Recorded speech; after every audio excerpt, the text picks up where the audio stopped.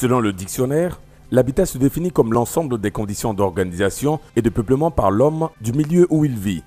On distingue plusieurs types d'habitat, dont retiendront notre attention à savoir l'habitat urbain et l'habitat rural. En Côte d'Ivoire, parler d'habitat est étroitement lié aux différentes politiques de logement initiées au lendemain des indépendances. Mais que savent les Ivoiriens de la politique de l'habitat et du logement initiée par les différents gouvernements qui se sont succédés en Côte d'Ivoire? En effet, l'État a toujours eu pour principal objectif de produire en quantité des logements de différents types pour loger sa population en pleine mutation.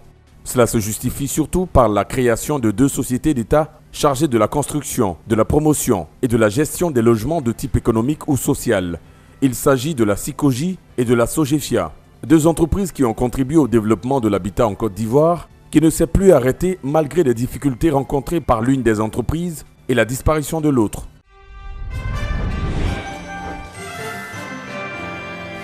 Une ville émergente, c'est une ville avec un cadre sain, donc qui favorise non pas des maladies, mais la santé physique et psychologique, où le citoyen lambda est en mesure non seulement de vivre librement, mais aussi est en mesure de quand même bénéficier des soins de santé adéquats pour, j'allais dire, son développement, mais aussi pour le développement de toute la famille. Pour moi, une ville émergente, c'est une ville développée, une ville où toutes les infrastructures sont réunies, une ville où véritablement les citoyens vivent en toute quiétude, une ville véritablement où il y a vraiment tout ce qui est nécessaire, eau, courant. Une ville émergente, c'est une ville qui est bourrée d'infrastructures. Une ville dans laquelle on trouve des hôpitaux, dans laquelle on trouve des routes, on trouve des écoles, on a de l'eau potable, dans laquelle on a du courant. Voyez-vous, c'est toutes ces choses-là réunies qui forment une ville émergente. Pour moi, une ville émergente, c'est une ville vraiment, d'abord, sur le plan logement, qui répond à tous les critères d'abord au niveau de la construction, du logement, c'est-à-dire quoi? Dans les papiers. Il faut que maintenant cette villa-là ait au moins l'eau, le courant, et puis ensuite vraiment de bonnes briques. Parce que les briques qu'on nous donne pour construire là, ce n'est pas des bonnes briques. Tu rentres dans la maison, mais il y a chaleur. Donc il faut que la maison au moins soit aérée. Il faut qu'il y ait un système naturel d'aération. Selon moi, une ville émergente, c'est une ville où on sent le développement à tous les niveaux, économique, social, où les gens ont accès à l'eau potable, aux soins gratuits, où les enfants n'ont pas besoin de faire de la mendicité pour pouvoir avoir accès à la nourriture, où il fait bon vivre, il y a la sécurité, il y a la paix qui règne. Pour moi, une ville émergente, c'est une ville qui remplit toutes les caractéristiques possibles, c'est-à-dire qu'une ville avec plein d'infrastructures, des maisons, des écoles, des routes bien bitumées, en tout cas une ville qui attire le monde extérieur. Une ville émergente, c'est une ville où les enfants ont beaucoup d'espace, où dans un quartier précis, il y a toutes les commodités, toutes les facilités comme la poste, comme les banques pour permettre aux gens de ne pas aller au loin pour faire leurs courses, où il y a les supermarchés à proximité. Moi, c'est ça une ville émergente pour moi.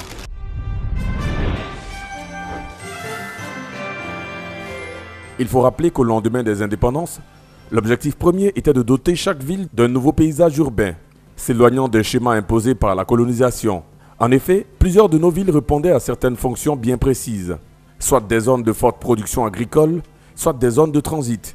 Et cela, faut le dire, impacte le paysage urbain. C'est donc pour tenter d'équilibrer cela que le gouvernement à l'époque a donné à nos villes toutes les fonctions, notamment celles administratives. À ce titre, on a donc pu assister à la création dans chaque ville de différents types de quartiers, avec bien sûr différents types de logements. Mais face à la grave crise économique mondiale qui a eu aussi des impacts en Côte d'Ivoire, l'État n'a pas pu continuer la production en quantité des différents types de logements, laissant ainsi la place aux initiatives privées, ouvrant par la même occasion une nouvelle ère. Toutefois, cette nouvelle ère n'a pas aussi atteint les objectifs escomptés en raison de certaines difficultés.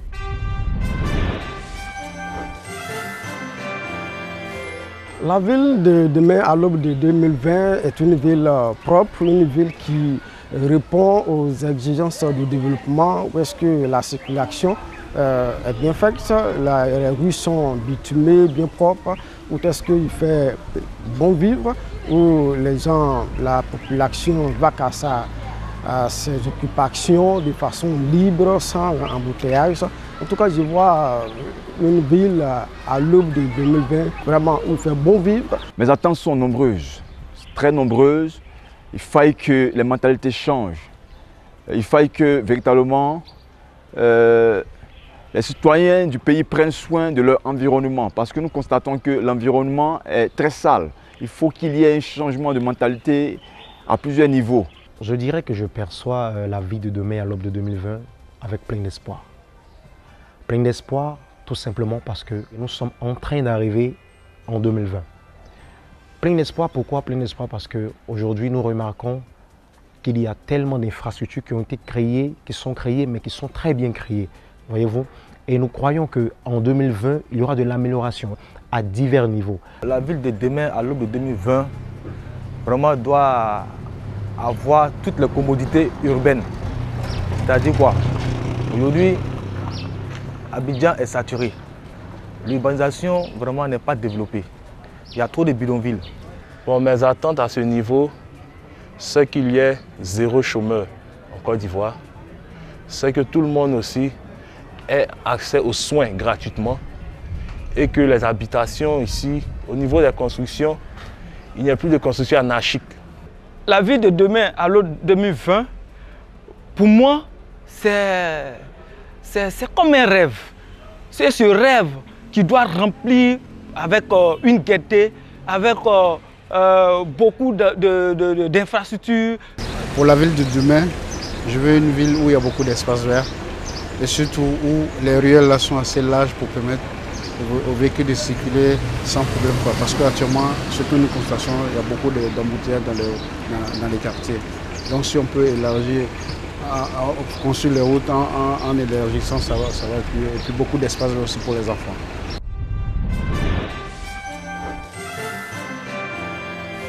C'est donc pour mettre fin à la crise du logement que les autorités politiques actuelles ont fait de la politique de construction des logements sociaux et économiques leur cheval de bataille, en s'appuyant sur l'initiative privée, le tout soutenu par d'importantes réformes administratives. Aujourd'hui, il faut penser la ville de demain. Cela est sans embâche, mais comment les Ivoiriens l'aperçoivent-ils? Surtout lorsque nous parlons d'émergence.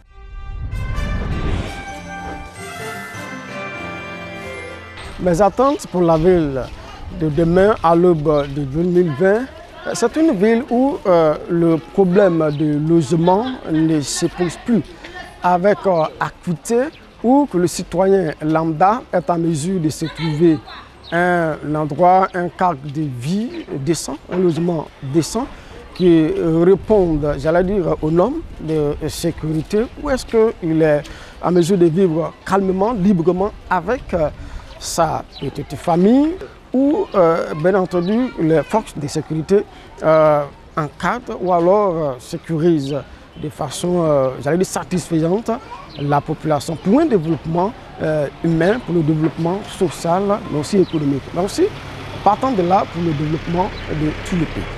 À l'aube de 2020, je perçois une ville qui sera davantage modernisée. D'abord, il faille que les mentalités vraiment changent parce que tout part de là, tout part d'un changement de mentalité. Il y a vraiment un travail à faire à ce niveau-là. Il faut qu'on comprenne que quand on vit dans une ville, il y a des comportements que nous devons adopter ou des comportements que nous devons avoir.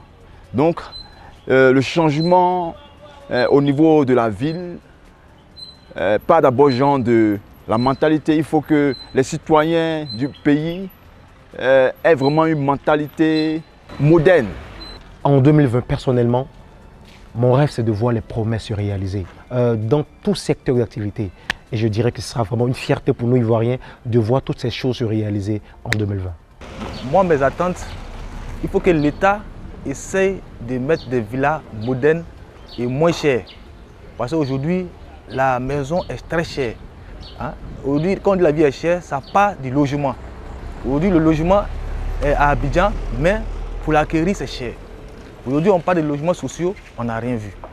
Bon, alors que, imaginez un peu les Sikoji d'avant. Et c'est les mêmes maisons. Hein? Avant, les Sikoji, c'était 10 millions.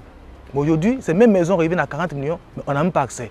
Il faut qu'il y ait vraiment des logements sociaux adéquats, avec des systèmes de canalisation vraiment, qui puissent vraiment évacuer tous nos ordures ménagères. À commencer par les caniveaux, les égouts, jusqu'à l'évacuation totale. Aujourd'hui, qu'est-ce qu'on constate? On constate que quand tu prends une maison, après 5 ans, tous les égouts sont bouchés. On est obligé nous-mêmes encore de les déboucher, voire même de faire d'autres vraiment canalisations précaires. Donc la vie de demain, vraiment il faut que l'État songe d'abord à l'urbanisation et puis ensuite à la canalisation. Parce qu'aujourd'hui les voitures sont comme les hommes, hein, il y a plus de voitures. Et puis la voirie. Mes attentes, c'est que les Ivoiriens doivent avoir la même vision que nos autorités pour qu'on puisse atteindre les objectifs, à savoir une ville propre, une ville qui donne bon vivre. Il faut que nous ayons la même vision que les autorités actuelles pour pouvoir atteindre cette vision. Je voudrais que les maires s'impliquent plus à toutes les activités de la ville. Il faut créer des activités pour permettre aux jeunes gens de ne pas trop s'évader, hein, de rester là et puis faire des choses qui pourraient eux-mêmes les grandir.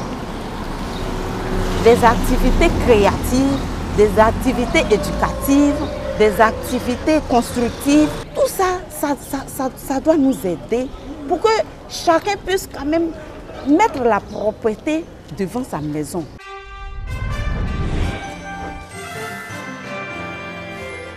Au regard de ce qui précède, il revient ainsi à l'État de prendre toutes les dispositions pour offrir un nouvel habitat où les conditions de vie mêlent confort, sécurité et respect de l'environnement.